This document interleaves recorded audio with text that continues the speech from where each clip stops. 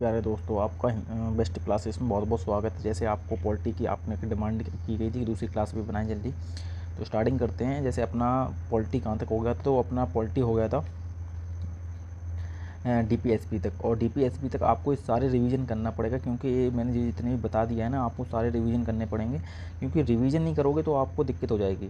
जैसे भारत शासन अधिनियम 1935 एक्ट, ये सारे हमने बताए हुए हैं, आपको बहुत बारीकी से बताए हुए हैं। प्रस्तावना हुए अपने कहाँ कहाँ से कौन से संविधान में किस जगह से लिया, फ्रांस से अपन ने गणतंत्र की अवधारणा ली है, दक्षिण अफ्रीका से किया लिया, ये सारी चीज़ आपको याद होनी चाहिए। एक प्रस्तावना के बारे में पूरा डिटेल से मैंने आपको नोट्स कैसे बनाने होते हैं इसके बारे में बताया। आप अपना को डीपीएसपी रह गया है तो उससे स्टार्टिंग करेंगे। और एक बात हमेशा याद रखना है कि आपको क्लास को लिखने के साथ नोट्स भी बनाना है, लिखना भी है, और उसको पीवाईक्यू भी लगाना है। आप पीवाईक्यू नहीं लगाओगे तो आपको कैसे पता पड़ेगा कि बेस्ट क्लास में बेस्ट पढ़ाया जाता है। आप पीवाईक्यू लगाओगे, आपके लगेंगे तो आपको लगेगा कि हाँ, क्लास वास्तव में बहुत अच्छी है। और आप सभी को 15 अगस्त की और इंडिपेंडेंस डे की बहुत बहुत शुभकामनाएँ और हैप्पी इंडिपेंडेंस डे। तो स्टार्टिंग करते हैं। क्लासिंग अपना डीपीएसपी आ चुका है, बस थोड़ा 1 मिनट और रुकिए ना। मौलिक अधिकार भी हो गए थे अपने, बस आ चुके हैं अपन करीब, हाँ 34, हाँ आ गए अपन। तो स्टार्टिंग करते हैं डीपीएसपी से। तो डीपीएसपी से यहाँ से अपन को स्टार्टिंग करनी थी, तो यहाँ से स्टार्टिंग की है अपन ने। तो स्टार्टिंग करते हैं डीपीएसपी किस में है, भाग 4 में है, राज्य की नीति निर्देशक तत्व। ठीक है, आपने और ये कहाँ से आर्टिकल कौन से कहाँ तक है, 36 से लेके 51 तक, मतलब 36 से लेके 51 तक है। तो और स्टार्टिंग करिए अपन ने कहाँ से लिए गए थे, आयरलैंड से ले गए थे। आयरलैंड के संविधान से प्रेरित है अपने। अब और भारत शासन अधिनियम, ठीक है, इसको करने के बाद आ जाइए आप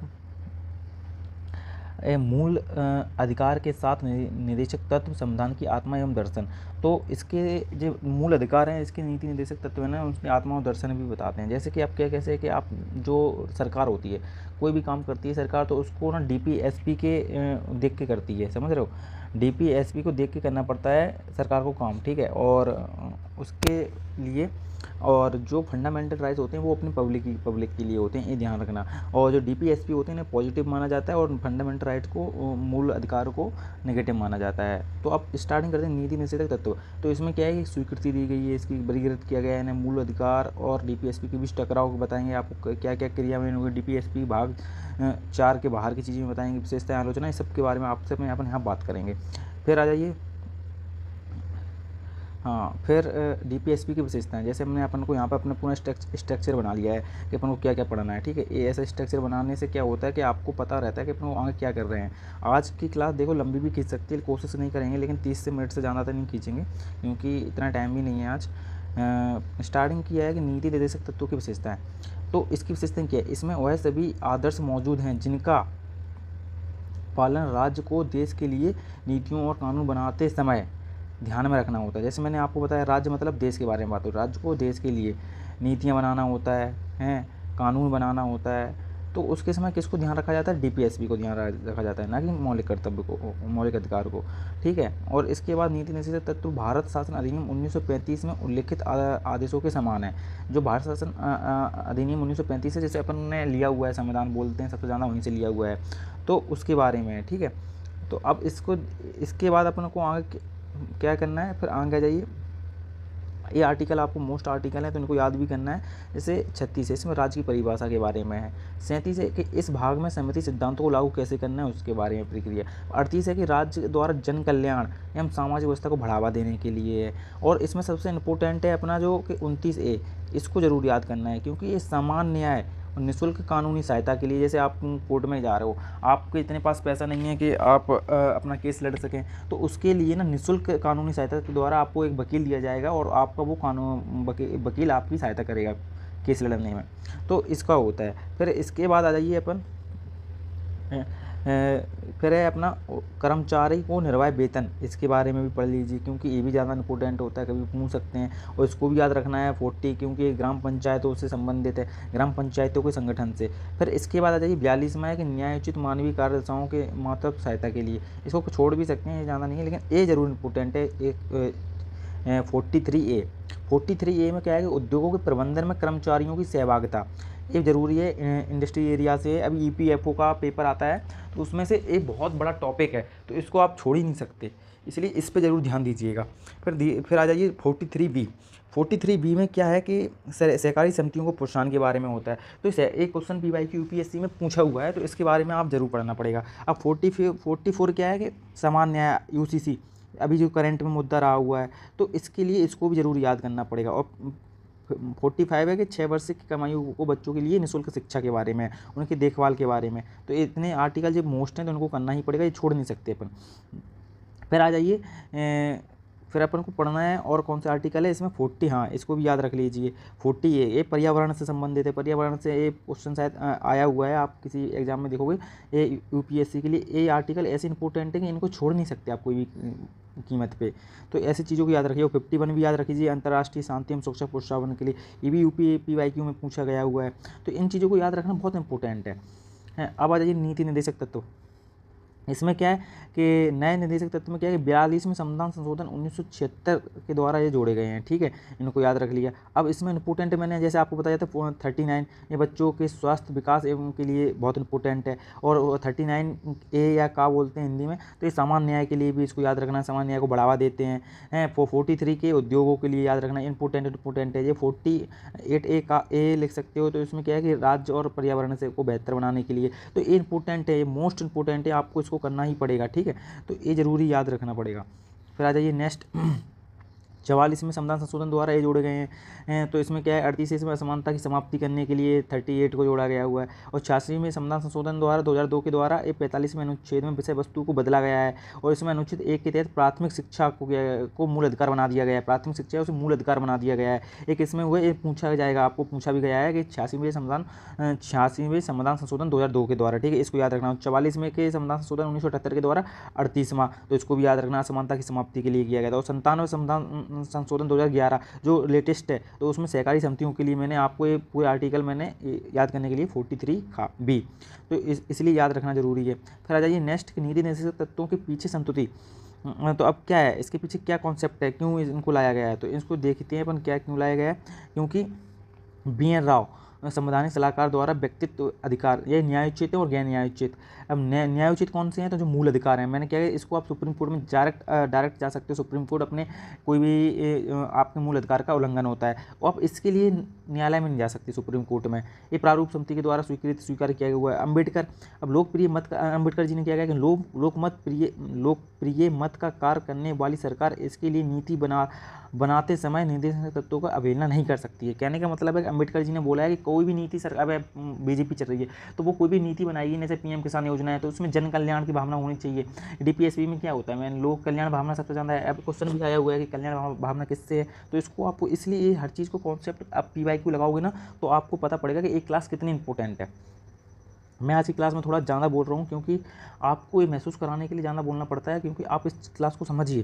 फिर नेक्स्ट में आ जाइए कि मूल अधिकारों और नीति निर्देशक तत्वों में मतभेद। फिर मूल अधिकार, अब ये जरूरी है क्वेश्चन, इसको ही जरूर याद करना पड़ता है। देखो मैंने क्या बोला था, ये नेगेटिव होते हैं मूल अधिकार, ये पॉजिटिव होते हैं, ये न्यायोचित होते हैं, ये गैर न्यायोचित होते हैं। और ये लोकतांत्रिक राजनीति व्यवस्था को स्थापित करना चाहते हैं, और ये सामाजिक आर्थिक लोकतांत्रिक को स्थापित करना चाहते हैं। ये कानूनी रूप से मान्य होते हैं, ये नैतिक और राजनीतिक रूप से मान्य होते हैं। ये व्यक्तिगत कल्याण के लिए बहुत उपयोगी है, ये सामुदायिक कल्याण के लिए, सामुदायिक समाज के लिए ये उपयोगी होते हैं।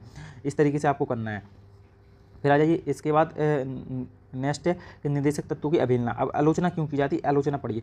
कोई भी कानूनी शक्ति नहीं है, इसे मतलब पावर नहीं है कि एक अप्लाई इसके लिए कोई ऐसा कठोर कानून व्यवस्था की गई नहीं है। फिर इसके बाद आ जाए गैर न्यायोचित, इस वजह से इसकी आलोचना की जाती है। KT साहब ने एक चेक बैंक जो KT साहब है, उन्होंने एक कथन बोला है, उसको याद रखना है। उन्होंने बोला है कि एक चेक बैंक जो बैंक में है, लेकिन उसका भुगतान बैंक संसाधनों की अनुमति पर संभव है। और आईवर जैनसिंह ने कर्मकांडी आकांक्षा बोली है इसको, है। तो इन चीज़ों को याद रखना है। और तर्कनी व्यवस्था का मतलब है कि तार्किक रूप से निरंतरता के आधार पर व्यवस्थित नहीं किया गया है, तो इसको आइवर जिंक्स मतलब होता है इन तत्वों का कोई भी प्रतिमान दर्शन नहीं है, तो इनको है। रूढ़िवादी क्या है, रूढ़िवादी में आपको याद रखना है कि रूढ़िवादी मतलब होता है कि आइवर जिंक्स ने बोला है कि निर्देशक तत्वों को 19वीं सदी के इंग्लैंड के राजनीतिक दर्शन पर आधारित है, तो उन्होंने ये बोला है रूढ़िवादी के रूप में। और राजनीतिक संवैधानिक टकराव क्या होता है कि केंद्र सरकार और राज्यों के बीच संवैधानिक टकराव होगा। इससे जो केंद्र और राज्यों के बीच टकराव क्यों होता है, क्योंकि केंद्र के पास ज़्यादा शक्ति है, राज्य के पास कम शक्ति है, ये चीज़ को ज़्यादा है। अपना झुकाव किस साइड है, केंद्र की साइड है।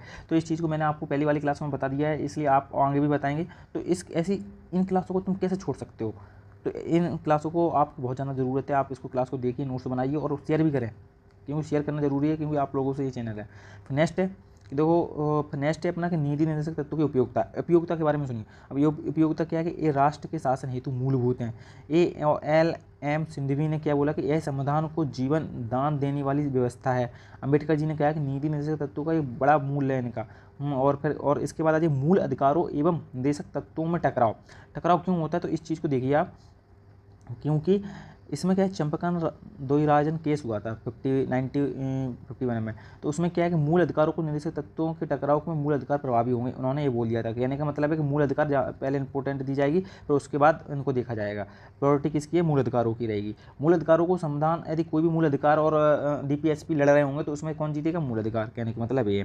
फिर नेक्स्ट आ जाइए कि उसके बाद आ जाइए कि मूल अधिकारों को संविधान संशोधन द्वारा संशोधित किया जा सकता है, तो ये आपको याद रखना है। फिर इसके बाद प्रथम संविधान संशोधन 1951 में हुआ था, और चौथा संविधान संशोधन 1955 और 17वां संविधान संशोधन 1964 में हुआ था। इनको याद रखना है, ठीक है, कौन कौन से हुए थे लोग। इसमें क्या हुआ था, गोलकनाथ के बाद 1967 में क्या हुआ था कि संसद के किसी मूल अधिकार जो अपनी प्रकृति से की उल्लंघनीय है तो उसे समाप्त नहीं कर सकता है। कहने का मतलब है कि मूल अधिकार है जो अपनी प्रकृति से उल्लंघनीय हो रहा है तो उसको भी समाप्त नहीं कर सकता। संसद कोई कानून बनाए तो हो सकता है, वैसे नहीं हो सकता है। फिर उसके बाद आ जाएगा केशवानंद में क्या हुआ है कि न्यायिक समीक्षा की मूल विशेषता है इसकी। तो केशवानंद भारती में क्या है कि न्याय समीक्षा आपको एक लक्ष्मीकांत में चैप्टर भी मैं आगे भी पढ़ाऊंगा, इसमें सारे केस आप पढ़ना पड़ेगा। वो केस जरूरी होते हैं जिससे आपको पता पड़ता है कि ये सुप्रीम कोर्ट की कितनी पावर है, क्योंकि वो अपने केस को न्याय समीक्षा कर सकता है, उसकी जांच पर कर सकता है। यदि कोई केस गलत सुनवाई हो गई है उसके केस की पड़ताल कर सकता है कि मैंने क्या गलत कर दिया। मिनर्वा मिल्स 1980 में क्या है कि निदेशक तत्वों को एक और बाहर के मूल अधिकारों को अधीनस्थ बनाया गया हुआ है। कहने का मतलब वही है, सेम सब लोग वही कह रहे हैं कि दे दो, निदेशक तत्वों को एक बार फिर से मूल अधिकारों के अधीनस्थ बनाया गया हुआ है। उन्होंने ये 1980 के केस में मिनर्वा मिल्स में सुप्रीम कोर्ट में द्वारा कहा गया। फिर नीति निर्देशक तत्वों में कार्यान्वयन, तो कार्यान्वयन में क्या है कि 1950 में योजना आयोग की स्थापना हुई और सभी राज्यों में भू सुधार कानून पारित किया गया। इसमें जीवन बीमा को राष्ट्रीयकरण तथा त्रिस्तरीय पंचायती राज व्यवस्था आदि शामिल हुए हैं। तो ये देखो DPSP क्या होते हैं। DPSP सिंपल है कि कोई भी काम आपको कॉमन सेंस है, आपको देख के समझ में आ जाए, कोई भी काम जन समुदाय बड़े समुदाय के लिए काम किया जा रहा है, कोई बड़ी 1% पार्टिकुलर इंसान के लिए ना छोड़कर सब लोगों के लिए किया जा रहा है, वो DPSP में अपने आप आ जाएगा। जैसे पंचायती योजना में कितनी योजनाएं होती हैं, PM किसान योजना आपने सुनी हो है, और ऐसी बहुत सारी योजनाएं बनी हुई हैं, बैंक जनधन योजना है। तो इस जितनी भी योजनाएं हैं उनके अनुसार बनाए DPSP के द्वारा बनाई गई हैं। फिर आ जाइए मूल कर्तव्य की जरूरी है। मूल कर्तव्य से भी क्वेश्चन आए हुए हैं, 100% आपको अच्छे से लिखना है। मैं आपको इसकी ट्रिक भी बताऊंगा कैसे याद क्या करना है, वो मैं आपको एक शॉर्ट क्लास बनाऊंगा, ये भी इसमें नहीं बता पाऊंगा, इसमें आपको पूरा डिटेल से पढ़ा देते हैं क्या क्या क्वेश्चन जरूरी है। ये किसी भाग किसमें आपको ये देखना है, पहले भाग किसमें, भाग 4 के ए में मतलब एक काम है। तो इसमें कौन सा अनुच्छेद 51 के द्वारा इन्हें जोड़ा गया है। पहले कितने थे, मूल कर्तव्य 10 थे। फिर 1976 में किस वजह से आए थे, तो ये सरदार स्वर्ण सिंह समिति की अनुशंसा पर आए थे, ठीक है, उनके कहने पर आए थे। फिर उसके बाद आ जाइए किससे प्रभावित थे, तो रूस के संविधान से लिया गया है इनको। फिर आ जाइए कि 2002 में एक मूल कर्तव्य और जोड़ा गया है। कौन सा जोड़ा गया, 11वां, ठीक है, उसको याद रखना है। फिर उसके बाद आ जाइए मूल कर्तव्य की विशेषताएं क्या हैं कि कुछ नैतिक कर्तव्य हैं जो कुछ नागरिकों के लिए होने चाहिए। भारत जीवन पद्धति के आंतरिक कर्तव्यों को बरी दो। कर्तव्य किसके लिए होते हैं, अपने कर्तव्य क्या होने चाहिए, एक भारतीय नागरिक के क्या कर्तव्य होने चाहिए अपने देश के प्रति, वो हैं पूरे, और कुछ नहीं। और केवल नागरिकों के लिए होने चाहिए, केवल भारतीय नागरिकों के लिए होने चाहिए। हनन के खिलाफ कोई कानूनी संतुष्टि नहीं है। तो ये चीज़ आपको याद रखनी पड़ेगी है, ठीक है। मेंस में डाल सकते हो, आंसर राइटिंग करोगे कभी भी। आलोचना क्या है, तो आप आलोचना क्यों की गई है, तो क्योंकि कानूनी कर्तव्यों की सूची अपूर्ण है और तथा कुछ कर्तव्य समझने में कठिन होते हैं, कई लोगों को समझ में नहीं आते हैं और गैर न्यायोचित हैं कि सुप्रीम कोर्ट में जाकर आप इस पर केस नहीं कर सकते हैं। लेकिन कुछ ऐसे अधिनियम बने हुए हैं, जैसे अपन तिरंगा झंडा का अपमान कर रहे हैं तो उस के लिए कुछ अलग से संविधान संशोधन द्वारा कुछ केस बने हुए हैं, उसके द्वारा आपको दंड की IPC की धारा द्वारा दंड दिया जाएगा, 6 महीने की 1 साल की जितने की सजा मिलेगी, ठीक है। तो इस प्रकार का याद रखना है। फिर उसके बाद आ जाइए भाग 4 की जगह इसे भाग 3 के बाद जोड़ा जाना चाहिए था, ये बात हुई थी, लेकिन जो भाग 4 में जोड़ा गया। महत्व क्या है इनका, इनका महत्व है कि नागरिकों को अपने देश के प्रति कर्तव्य की याद दिलाते हैं, इनका ये महत्व, और राष्ट्र विरोधी गतिविधियों के खिलाफ चेतावनी देते हैं। और फिर इसके बाद आ जाइए, नागरिकों के लिए प्रेरणा स्रोत है और विधि द्वारा लागू है। ये आपका इतना हो गया। अब मेन चीज़ है इसको याद करना। इसमें क्या है कि देखो, आपको मैं ABCD आती ना पूरे ए दो, पहला है इसको ए लिख लो, ए मतलब आदर्श। तो इसमें क्या लिखा हुआ है देख लीजिए कि प्रत्येक नागरिकों को कर्तव्य होगा कि वह संविधान का पालन करे और उनके आदर्शों, तो आदर्श से यहाँ पे आप आदर्श से एक मैं ट्रिक बता रहा हूँ याद करने की। ए से आदर्श हो जाएगा, बी से आप याद करने की पूरे 11 याद करा देंगे, कभी नहीं भूलोगे। बी से क्या, स्वतंत्रता के लिए राष्ट्रीय आंदोलन की प्रेरित करने वाले उच्च आदर्शों को हृदय में संजोए रखें और उनका पालन करें। तो बी मतलब होता है, जैसे राष्ट्रीय आंदोलन है, राष्ट्रीय आंदोलन किसके, भगत सिंह से याद कर सकते हो। राष्ट्रीय आंदोलन का सबसे ज़्यादा किसका योगदान है, भगत सिंह का या बापू गांधी जी का। तो इसको इस तरीके से याद कर सकते हो, राष्ट्रीय आंदोलन का किसका योगदान है इसमें, बापू जी या भगत जी का। तो बी से बापू जी हो गए हैं। एक ट्रिक बना रहे हैं आप, ऐसा कुछ तरीका नहीं है। फिर आ जाइए नेक्स्ट है अपना कि तीसरे में सी, बी हो गया। अब सी के पे नंबर, तो ABCD पूरा याद करा देंगे। तो बी, सी मतलब संप्रभुता, तो ये संप्रभुता यहाँ जो संप्रभुता, तो संप्रभुता मतलब, तो अपन को संप्रभुता से मतलब याद रख लेना है कि संप्रभुता, ठीक है। सी मतलब संप्रभुता और एकता अखंडता को बनाए रखें। अब डी मतलब डिफेंस, डिफेंस का मतलब रक्षा करना है, तो रक्षा किससे होती है, डिफेंस करेगी, तो डी से डिफेंस याद रखना है। फिर आ जाइए 5 मतलब 5वां, तो ABCD डी तक हो गया। एफ तो ABCD ई आ गया। ई से मतलब इक्वलिटी, तो इक्वलिटी में समान भावना का निर्माण करें, समान बातों का निर्माण, तो ई मतलब इक्वलिटी, तो इस वजह से याद रखो। अब आ जाइए डी, एफ आ गया। एफ मतलब देखो, जिसमें क्या लगे, फेस्टिवल आ गया, सांस्कृतिक गौरवशाली परंपराओं को महत्व समझें और उनका परीक्षण करें। फेस्टिवल हुआ है तो इनकी जो फेस्टिवल जितने अपने हुए हैं, त्यौहार हुए हैं, उनकी रक्षा करें, तो एफ से हो गया। एफ के बाद जी मतलब ग्रीनरी, पर्यावरण में क्या संबंधित है, पर्यावरण है तो ग्रीनरी से तो संबंध होगा, तो इसका संबंध अपना किससे हो गया, जी से। फिर आ जाइए जी के बाद आ जाए एच मतलब कि वैज्ञानिक दृष्टिकोण से ज्ञानवर्धन की भावना का विकास करें, तो विकास मतलब ह्यूमनिटी का विकास करें, ज्ञानवर्धन तो किसका, मानव विकास, मानव ज्ञान के बारे में करना है, तो ह्यूमन नॉलेज के बारे में बात करना है, तो ऐसे इस वजह से इसका हो जाएगा डी, सॉरी एच, ठीक है। डी से तो डिफेंस हो गया। अब आ जाइए एट्थ को किस तरीके से याद करना है, वैज्ञानिक दृष्टिकोण से हो गया, 8 हो गया एच से। अब 9th आ बचा, 9th में सार्वजनिक संपत्ति की सुरक्षा करें। एच के बाद क्या होता है, आई मतलब इनकम से याद रखना है क्या है कि इनकम को नहीं मतलब सार्वजनिक संपत्ति की सुरक्षा करना, अपनी इनकम की रक्षा करना होता है। तो कोई भी इनकम है, अपनी इनकम आएगी तो उसकी रक्षा करते हैं अपन लोग, तो इस तरीके से याद करना, याद करने का तरीका बता रहे हैं। व्यक्तिगत एवं सामूहिक गतिविधियों के सभी क्षेत्रों में उत्कर्ष की ओर बढ़ने का सतत प्रयास करते हैं। तो जी आई के दो, HI जे मतलब जॉइंट मतलब समूह जॉइंट मतलब होते हैं, तो जॉइंट होते हैं तो समूह होता है, तो उसके लिए सामूहिक गतिविधियों के क्षेत्र। अब जे के बाद ABCD जी दो पूरे हो गए, फिर से मैं रिवीजन करा देता हूँ। ए मतलब हो गया आदर्श, ठीक है, इसको याद रखो। ए मतलब क्या हो गया, आदर्श, एक मिनट को ना, ए मतलब हो गया अपना आदर्श, ठीक है।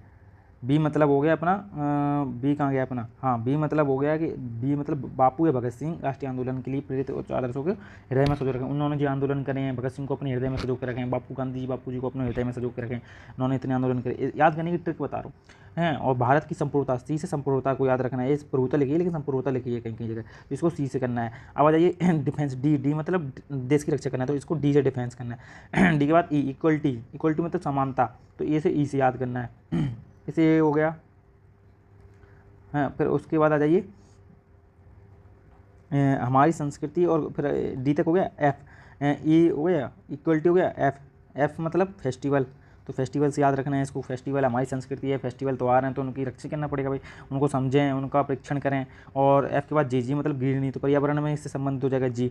फिर वैज्ञानिक दृष्टिकोण, मानव ज्ञानवर्धन, तो ह्यूमन नॉलेज, तो इससे एच हो गया। फिर सार्वजनिक संपत्ति है, संपत्ति मतलब इनकम, तो इसे आई से हो गया 9 वाला। फिर टेंथ किससे हो जाएगा, 10th हो जाएगा अपना एच के बाद आ जाएगा ह्यूमन के आई, एच के बाद क्या हो जाएगा, ABCDEFG एच के बाद आई हो गया। आई के बाद जे मतलब हो गया जॉइंट समूह, तो इसको याद रखना। जे के बाद के मतलब होता है कर्तव्य। माता पिता का 6 से 14 वर्ष के बच्चों को प्राथमिक शिक्षा, ये जोड़ा गया था अपना आर्टिकल, ठीक है, 46 में संविधान संशोधन द्वारा, जो आपको हमने आर्टिकल पीछे पढ़ाया था वो।